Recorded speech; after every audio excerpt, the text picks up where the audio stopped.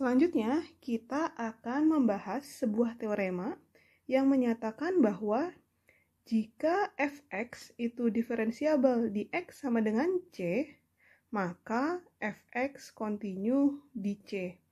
Jadi, pada teorema ini menyatakan bahwa jika suatu fungsi diferensiabel atau memiliki turunan di titik x sama dengan c, maka fx tersebut kontinu di titik x sama dengan c. Nah, di sini karena panahnya adalah tidak bolak-balik ya, hanya searah, maka tidak berlaku kebalikannya, begitu. Sebagai buktinya, kita akan menunjukkan bahwa limit x menuju c untuk fx itu sama dengan fc. Ini adalah definisi dari kontinu. Kalian bisa mengingat kembali bahwa definisi dari kontinu dia adalah memiliki limit. Artinya limit kiri sama dengan limit kanan, lalu nilai limit tersebut sama dengan nilai fungsinya gitu. Nah, sekarang ini kita perhatikan bahwa jadi kita misalkan fx itu sebagai fc ditambah fx dikurangi fc dibagi dengan x min c dikalikan x min c. Jadi ini sebenarnya kalau kita sederhanakan, ini kan x dikurangi c dibagi x kurangi c, ini sebenarnya kan bisa dicoret ya, dibagi sama dengan 1.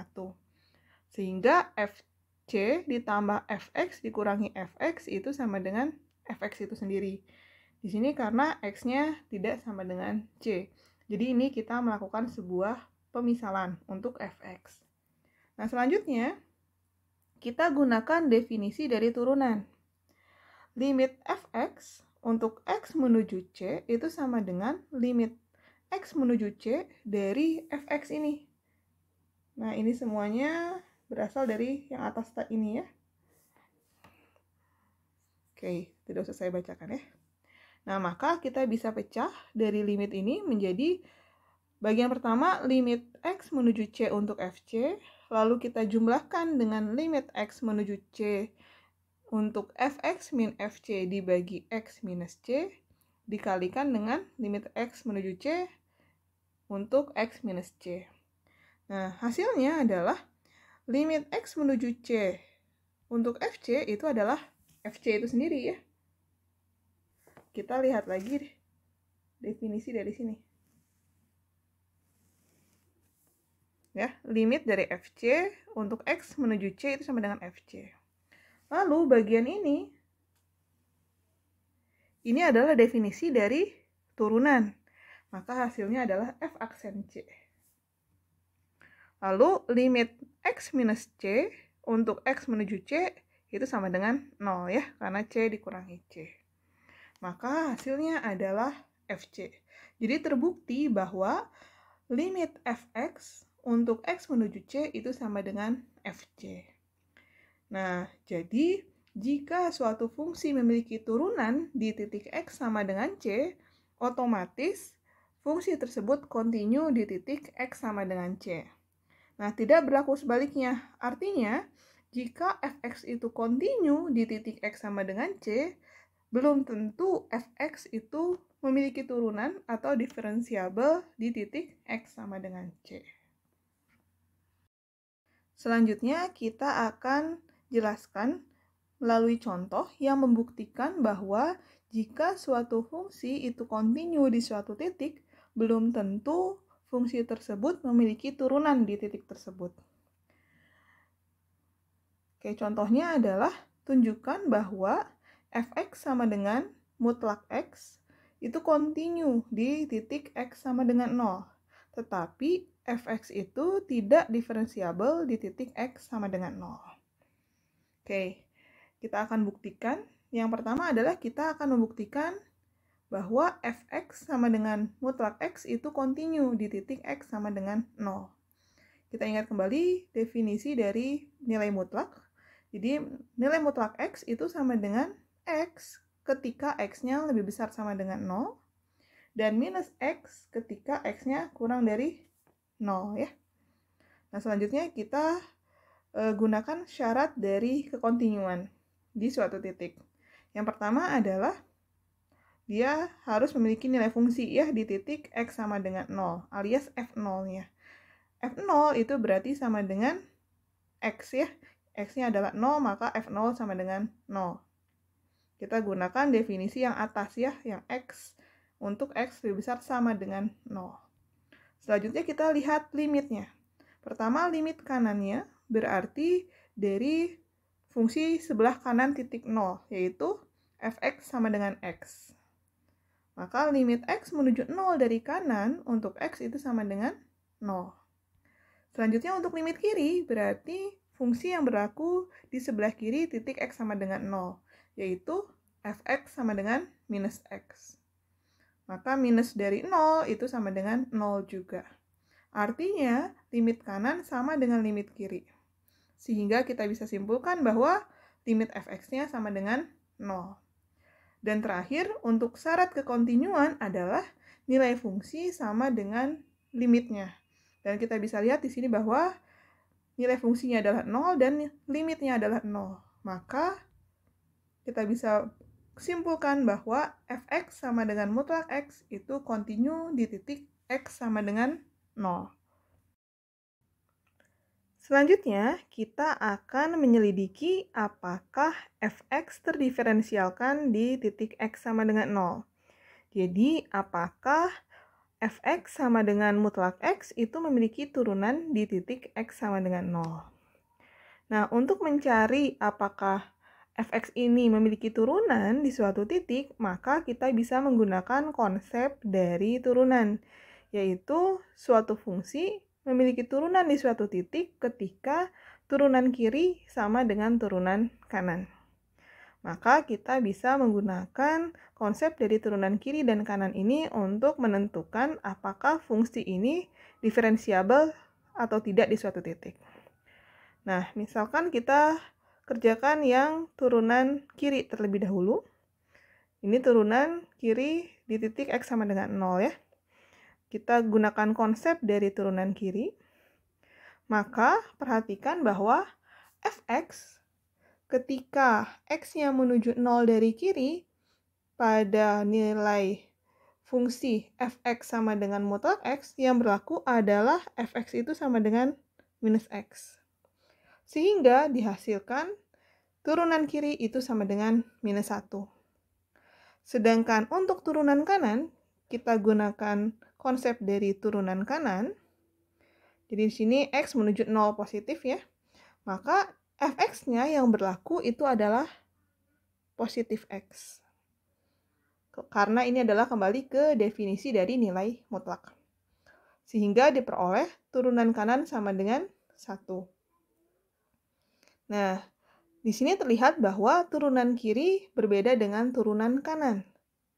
Sehingga kita bisa simpulkan bahwa Fx itu tidak diferensiabel atau tidak memiliki turunan di titik X sama dengan 0.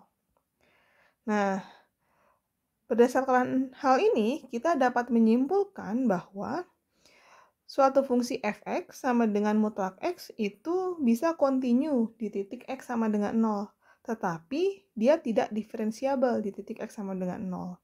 Jadi, dari soal ini membuktikan bahwa sifat dari turunan yaitu jika suatu fungsi diferensiabel di suatu titik, maka dia kontinu, itu tidak berlaku sebaliknya. Yaitu, jika dia kontinu, maka dia memiliki turunan. Begitu.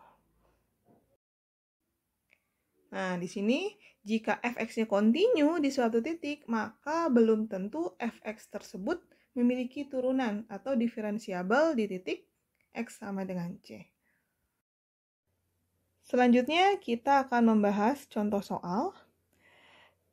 Carilah nilai A dan B sehingga suatu fungsi Fx mempunyai turunan di titik X sama dengan 1.